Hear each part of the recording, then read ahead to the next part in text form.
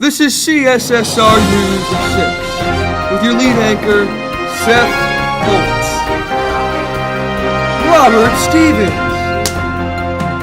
Samuel Nesmith, and our live reporter, Conor McHale.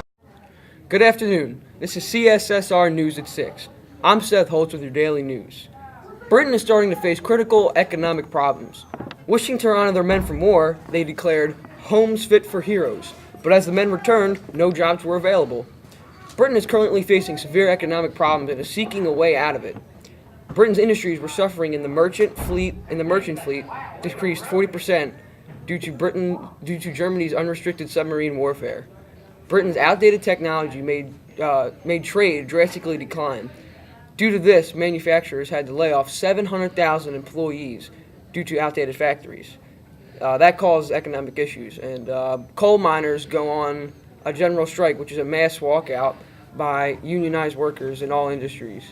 Britain is hoping to get back their economy in any way possible, including borrowing billions of dollars from the USA. Hi, I'm Sam Nesmith with your daily news. Today, the leaders of Western Europe were hopeful that the new era in their international relations would dawn. They rejected the idea of balance of power. Now they look to the League of Nations to keep peace. This new League of Nations is an organized community of three major powers, US, Germany, and Russia. They are not a part of the League. As we know, Germany is very unhappy with the Treaty of Versailles.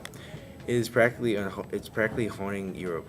Later today, France, Britain, and Germany are signing multiple peace agreements in different cities. The peace agreements, if you haven't heard, are from the spirit of Locarno. It is the last hope for stable, lasting peace worldwide.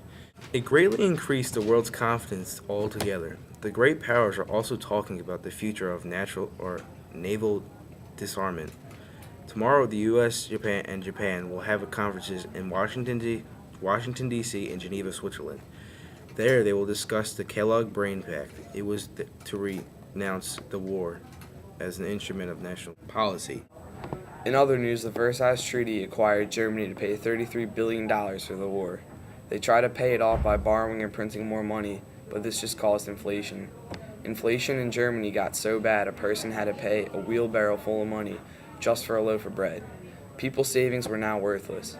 Germany tried to take care of this crisis by calling a temporary halt to reparations payments, but France took matters into their own hands. French troops occupied the Ruhr, which is the industrial heartland of Germany. German workers responded with passive resistance and nonviolent opposition. They refused to work. Charles G. Dawes resolved this crisis with his plan for Germany to resume payments to the Allies, but on a reduced scale. Hello, this is Robert Stevens with an Independent Ireland report. After the war, Britain faced a big crisis in Ireland. In 1914, the British Parliament had passed a Home Rule bill, but it delayed when the war broke out. But in 1916, nationalists in Ireland organized the Eastern Rebellion against British rule. The troops put down this uprising and a lot of leaders were executed. Those executions turned many Irish against the British. Also, in 1921, Britain tried to end the fight by dividing Ireland into two parts. Apparently that didn't work. The southern countries became Irish Free States, and the northern remained a part of Great Britain. Most all religions but the Protestants wanted to be in the Irish Free States. The issue has remained a source of the conflict. Back to you, Seth. This just in. We've just received word about post-war recovery in France. Live reporter, Conor McHale, is at the scene with the details. Conor? Thank you, Seth. France borrowed money to pay off reconstruction. This caused inflation on France's economy. As a result, French government reduced expenses, raised taxes, and stabilized the currency. France also invested in military preparedness. Germany invaded France too many times, so they built the Maginot Line, an elaborate system of fortifications between France and Germany borders. Back to you, Seth. But it seems like France suffered terrible damage from the war.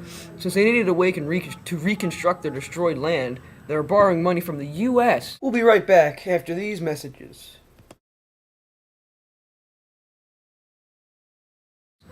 Here's My God. Francis. Here!